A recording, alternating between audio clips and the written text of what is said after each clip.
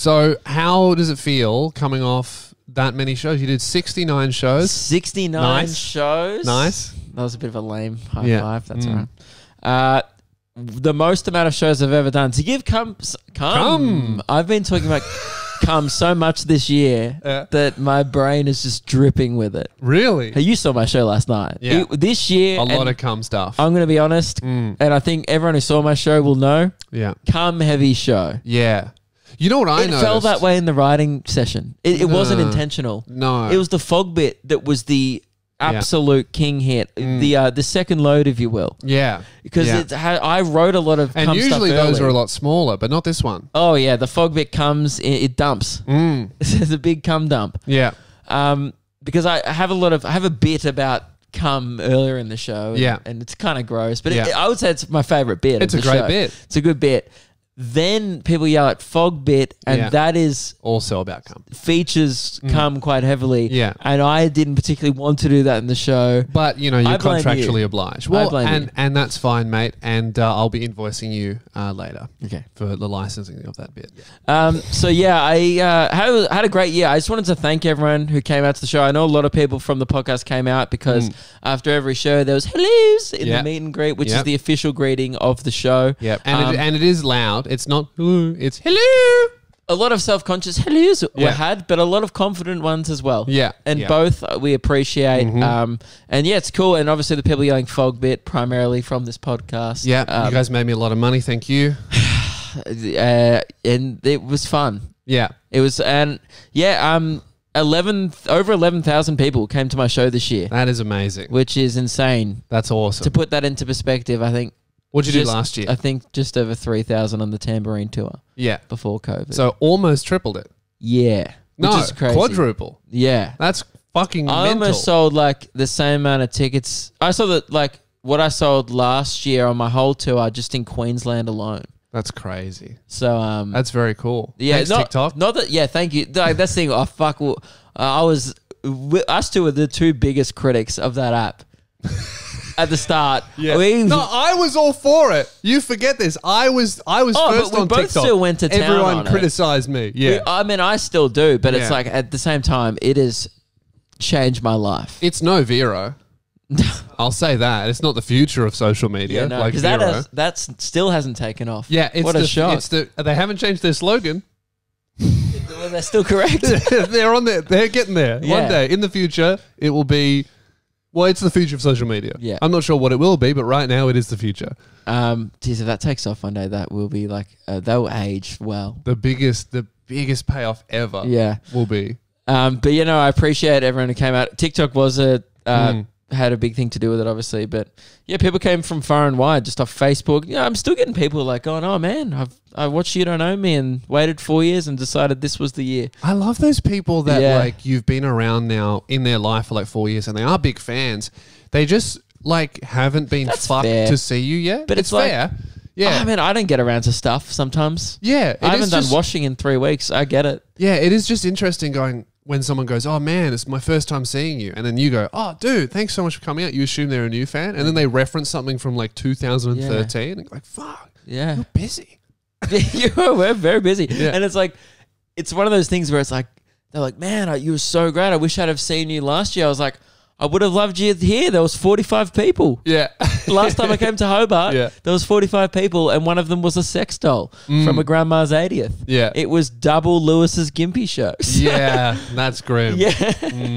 That's right. It's cool. It's very cool to see people coming out, and people have been turning up to your shows as well. Things have leveled up a bit. Feels big now for the two of us, I think. My Brisbane shows were way bigger than the previous one, which was way bigger than the one before that. Yeah. So it's really cool to see both of us consistently doing more. It's really cool. And hopefully when I get all my YouTube shit rolling again and get my TikTok going properly, I'll be doing similar numbers. Which I think is very possible based on how I'm going.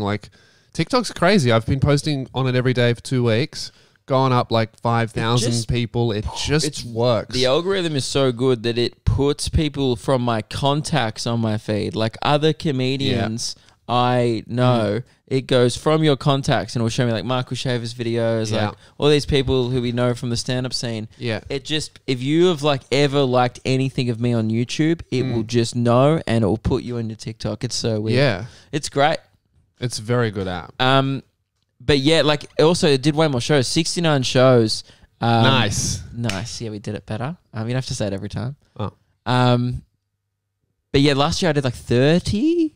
But a lot of those don't really count because you do a whole run in Melbourne. 35, you know what yeah, I mean? and like 15 or 20 were in Melbourne. Yeah. So it's like, and then you do like 10 other shows and that's the tour. Because Australia's a small place, but this year I went everywhere. Like, and next year's going to be even bigger. Next year we're booking places we didn't go even this year. Like, I want to do like Dubbo, Tamworth. Well, hopefully next year, random- comparatively, will be a lot easier to tour. Because selling tickets for you wasn't really the issue. No, it which was normally getting is. to the Getting, yeah. Well, no, for every act. Yeah. Like, getting to the places is this year is the actual hard bit. Well, I had a pretty bad year on the Tambourine tour, sales wise. I just fell off. Like, I didn't have too many viral bits. I was kind of well known, but I was, like I sold better the second year in Sydney than I did the third year. Yeah. Like, that was weird. When I sold less, and Sydney's always been really rough for me, even comparatively. You know what's crazy? For me also, Sydney, in comparison, like population versus ticket sales, Sydney is pretty low. You know, like, I sell way better in Brisbane. New but I South have more Wales, fans in Sydney is the biggest city in Australia population wise. Yeah. They were my worst capital city on sales. I sold more in Adelaide. That's weird. And Adelaide has 1 million people. Sydney has 6 million people because That's they're like, weird. oh, you're on the other side of the bridge. They Fuck don't that." travel. That's why they don't travel, because the traffic's so fucked. It's so weird. And You almost need to I'm going halve to the do it. size and do one side and the other next side. year I'm doing one on north side and one on the city side. That's smart. Yeah. And I'm just gonna see if it makes a difference. Yeah. Because cities are hard. Are you going to do thing them to close crack. to each other? I think we're going to do one in that Chatswood place. Like date-wise, try I and do it. mean? Yeah. Yeah. We'll just do like one night after the other. Like, Yeah. I noticed Jordan was doing that. I looked up Friendly Geordie's tour and he did like a show in Parramatta. He's from Sydney, right? So he probably he gets would the know. thing Yeah. more. It's really hard to read when you're not there much. You're like, all I get is complaints, regardless of where you do your show. Which means you probably should do too. Yeah. That makes So you're sense. like, oh man, you're doing it here, but some people are like, oh, that's around the corner for me. Great. Yeah. Whereas like every other city, like Melbourne, it's so easy to get in the city. There's train lines in every place that go into the city. Yes. Yeah. It's a grid system. Once you get in there, it makes sense. Yeah. And even Adelaide, people come out. There's parking. Perth, people came out. Like 1,000 people. Think about that. 1,000 people came out in one night in Perth, and I did like 700 people in Sydney. It's so weird. That is very strange. Yeah. So I think next year is going to be great, and I think you've earned the break. I'm so excited. You've been dude. going crazy. I fucked myself Yeah. fully. Like, it was just dumb because I didn't expect to sell that many tickets, and I like, obviously while the work's there, you got to keep doing shows. Like, it was a rough year last year. Yes. So I had to make up that. So I just kept adding shows. Yes. Like, I went back to Adelaide after I'd already I sold would have out done the and same stuff. though. Like, But by the end, I was like, there was that one week where I did 7 shows in 4 days. that's a lot. I did 2 in the Sunny Coast, 2 in the Gold Coast, 2 in Brisbane, and 1 on the Sunday in Brisbane. And that's rough because you're traveling. And that was 2,500 people in 4 days that I met. And I meet everyone after the shows as well. People think the shows would be the hard bit. It's actually meeting people.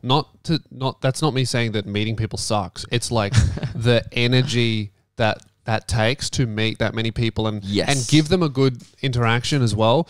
Because, you have to, and it's nice and it's lovely meeting that many people. Think but think about how I do it with unnatural. ease. Think about how unnatural it is though to meet that many people. But I love it though. Like, In one night. I think you. I also love it, but Yeah, but it takes that's- more out of me. That's like not you and your It's not comfort my element.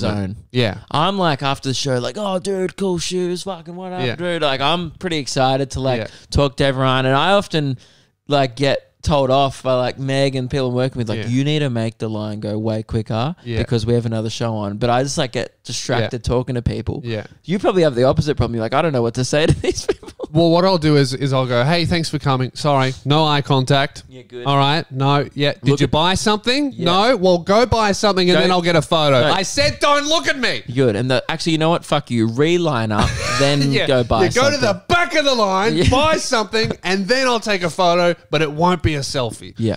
No, I love meeting people, but I'm definitely less social than you. So I think it takes more energy from me to do it than it does for you. Yeah.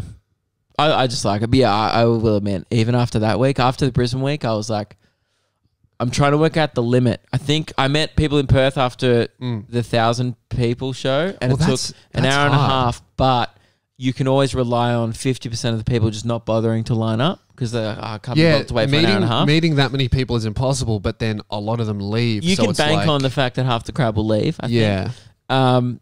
But if everyone stayed, that would take 4 hours. Because I reckon I did about 400, 500 people, and it took an hour and a half to 2 hours. It is like, at what point do you not do it at all? Because I thought that 1,000 would be when you don't do it at all. That's what I thought. But then one time I saw Shooter doing it at the Athenaeum. That's like 800 people. And I was like, maybe you can. Yeah. But I guess his audience probably doesn't stay around as much as our audience would. Yeah. Like the podcast and stuff. People really fucking know you, you know, like, which is cool, which is better. Well, right? it's like fucking awesome. Shocking, like seeing, like, you know, I did like 300 in Brisbane and people wait around for ages. I don't think you can do it in like, say if you did like the big theatre, like there's two types of theatres. There's like there's the little theatres like 400, 500. Then there's the medium tier, normal size theatres like what I did, the Regal. Then there's like the Palais, which is like 2,500. You can't meet people. You can't meet that many people.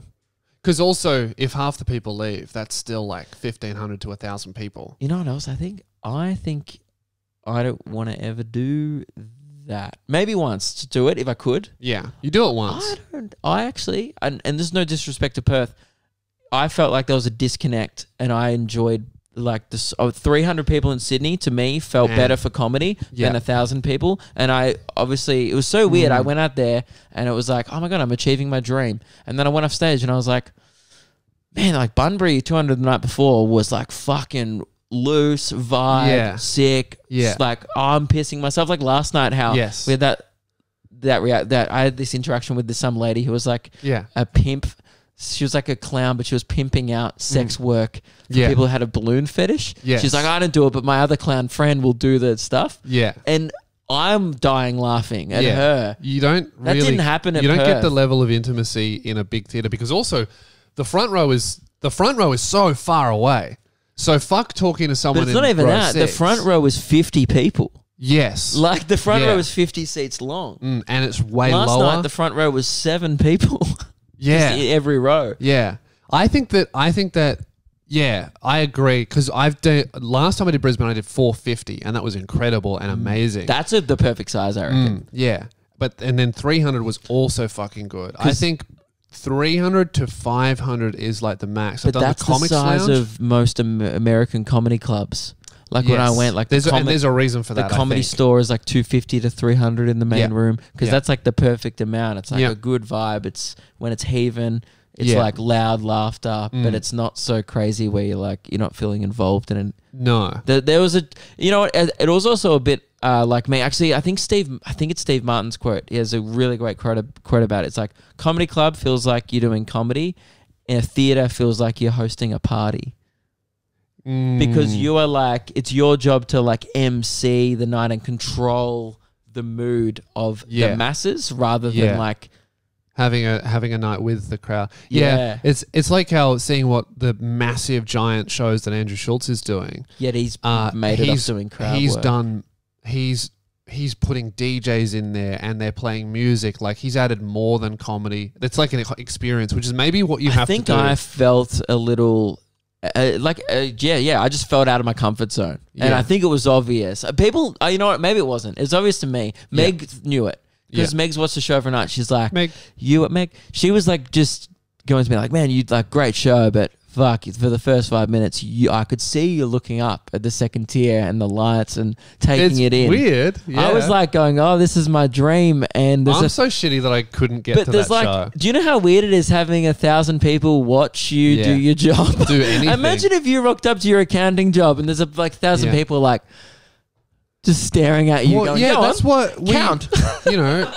That's what we started watching this swimming documentary about Cody Simpson becoming a swimmer, and like these athletes were talking about how you train really hard in a pool by yourself, and then you become the best in the world, and then all of a sudden you rock up and you're famous. Once every 4 years, people give a shit about swimmers. Yeah, and the most important race of your life is the first time you swim in front of an audience that's screaming. Pretty much. Yeah, at the Olympics or World Champs. Yeah, so it is, yeah, it is a weird thing. But I think you're preparing for that swim. Well, that's why I think I have an advantage, because performing in front of thousands of adoring fans is natural to me. You know? So I can just, go in. All of the other amateurs will get freaked out. Keelan will probably cry, right? Yeah. And I'll just do great. Yeah. Okay. Great. Good luck.